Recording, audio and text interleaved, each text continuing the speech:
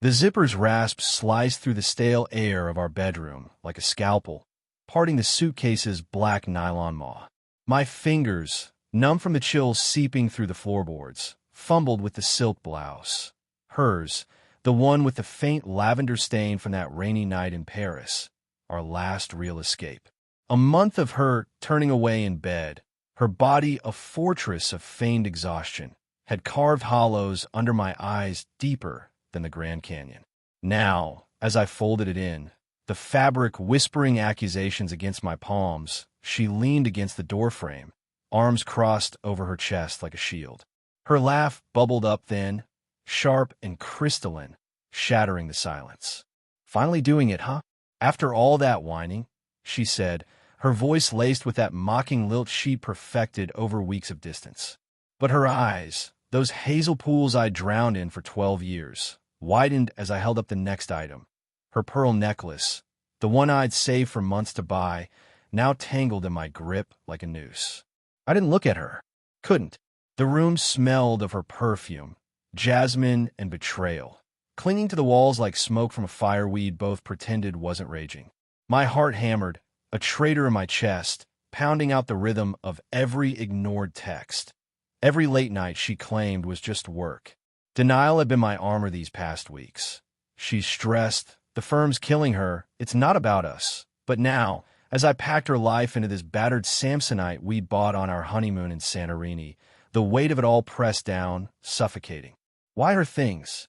Because in the fog of hurt, it made sense. If she wouldn't leave the ghost of us, I'd evict her from the home we'd built, brick by sweat-soaked brick. The bed creaked under memories. Her head on my shoulder, our fingers laced in the dark, and I shoved in her running shoes, the soles caked with mud from trails we'd once conquered together, now solo paths she'd taken without me. "Wait, what the hell are you doing?" Her laugh died, replaced by a gasp that echoed off the vanity mirror, where her reflection stared back, pale and fractured. She pushed off the frame, her bare feet padding across the Persian rug we'd haggled over in Istanbul, each step a soft thunder in my ears. I straightened, the suitcase half full like an open wound, and met her gaze for the first time. Confusion flickered there, genuine, or so it seemed, those tiny crinkles at the corners of her eyes that used to signal joy, now twisted into something raw. "Mark, that's my stuff. Stop." Her hand reached out, hovering, as if afraid to touch the chaos I'd unleashed. Inside, my mind reeled. Is this love, or just the last gasp of a man too weak to walk away clean?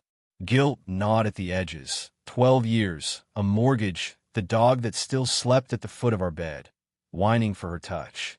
But anger surged hotter, fueled by the post-it notes I'd found crumpled in her purse last Tuesday. "Coffee, 8 p.m., don't be late."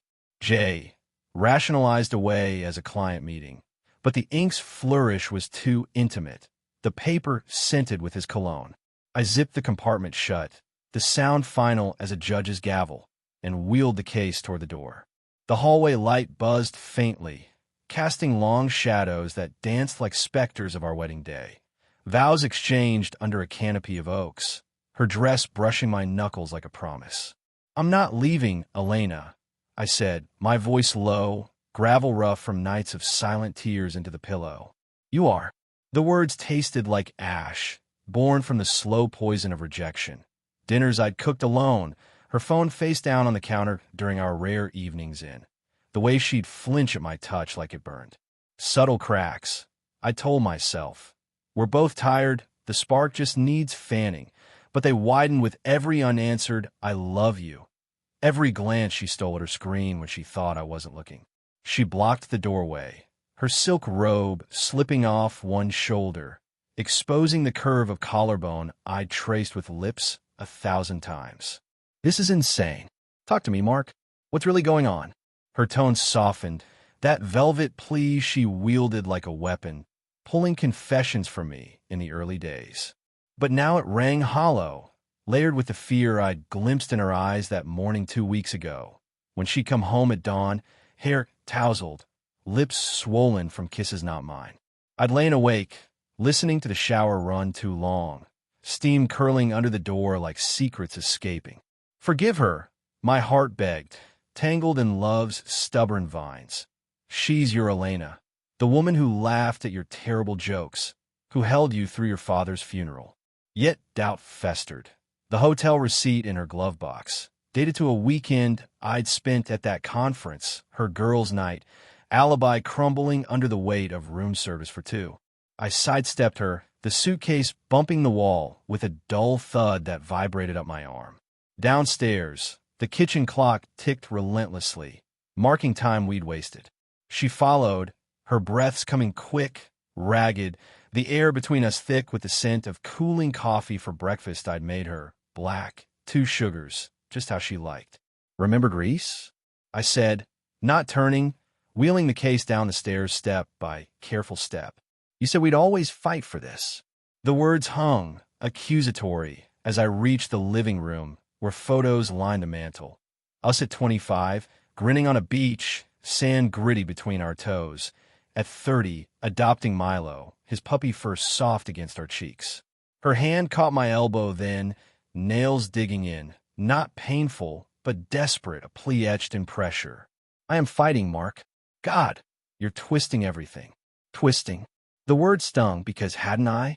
Nights replaying her laughter from afar. Phone calls she'd take in the garage, voice hushed and urgent. It's nothing, I'd rationalize, pouring whiskey neat, the burn a poor substitute for her warmth.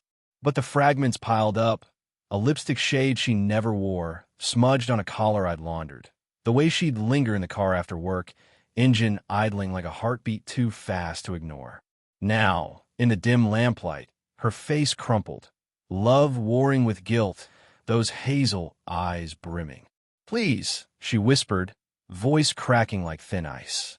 Don't make me say it. Say what? My pulse thundered, fear coiling in my gut, moral quicksand sucking me under. Was I the villain here, evicting the mother of our dreams? Or was this the mercy stroke, ending the charade before it hollowed us completely? I set the suitcase down by the front door, the click of the latch echoing like a gunshot in the quiet house. Milo whined from his crate in the corner, sensing the storm, his paws scrabbling against the wire. She sank onto the couch, robe pooling around her like spilled milk, and buried her face in her hands. Sobs shook her shoulders, real, guttural, the kind that stripped away pretense. Part of me ached to kneel, to gather her up, whisper forgiveness in her hair that still smelled of shampoo from our shared mornings. Love isn't a ledger, my mind screamed, denial's last stand. But anger clawed back, raw and unyielding. She chose this, night after stolen night. Who is he, Elena? The question slipped out, not a shout, but a fracture, voice trembling with the weight of shattered trust. Her head snapped up, tears carving silver tracks down her cheeks. It's not. God, Mark, it's not what you think. But her pause betrayed her, that infinitesimal hitch where truth hides. Suspense stretched, the room holding its breath, the distant hum of traffic outside, a mocking reminder of lives moving on. She rose, slow, crossing to the mantel, fingers tracing our photo from Santorini, the one where she'd whispered forever. It started at work. Late hours, stress. He listened. Made me feel seen again. Her words tumbled, layered with self-loathing. The cheater's confession laced with the betrayed's pain. Understandable, yes. Our routines had ossified, my promotion stalling while hers soared, but excusable? No, the knife twisted deeper for its familiarity. A laugh then, bitter, the sound foreign in my throat. Seen? While I packed your lunches, waited up like a fool. Confusion swirled, a vortex of love and rage. How could she, when I still saw her as my son? Guilt flickered in me too. Had I failed her first, buried in spreadsheets while she burned bright? She stepped closer, hand outstretched, but I recoiled, the door's brass knob cold under my palm. I'm sorry, she breathed, voice a threadbare veil over the abyss. I love you. I do. But I couldn't stop. The suitcase mocked me from the floor, her life half-packed, half-lived. Heartbreak bloomed. A thorn rose in my chest, petals of denial wilting. As I turned the knob, Rain pattered against the window, sudden, relentless, mirroring the flood inside. But then, her phone buzzed on the coffee table, screen lighting up with a name. Jay, miss you already. My hand froze. Not a client. Not a friend. Her sister? No, wait. The pieces slammed together. The late calls, the mud on her shoes from his backyard trail, the laughter I'd heard through the wall one night. Muffled but merry. Not an affair. Worse. I snatched the phone, thumbs swiping before she could lunge. Text scrolled. Intimate. Frantic. Tell him yet? We can fix this. Our house. Our life. Don't let him ruin it. Jenna. My sister. The one who'd crashed on our couch after her divorce, who'd helped with the renovations, her tools clattering late into the night while Elena supervised. The laughs, the shared glances I'd chalked up to sisterly bond. Stolen moments in our home, our bed. Betrayal's layers peeled back, exposing the rot. Not just infidelity, but a conspiracy. Her things packed because they were building a nest with my money, my trust. Elena's face drained to ash, realization dawning as I dropped the phone like it burned. Mark, wait. But I was already out the door, rain lashing my skin, cold and cleansing. Behind me, her cries shattered the night. Not for him, for us, the love we'd poisoned together. I wheeled her suitcase into the storm. Not hers alone anymore, but theirs. And as thunder rolled, shaking the foundations we'd shared, a twisted clarity settled. Forgiveness wasn't mine to give. It was theirs to beg, on their knees, in the home I'd leave empty. The door slammed, echoing my heart's final, fractured beat.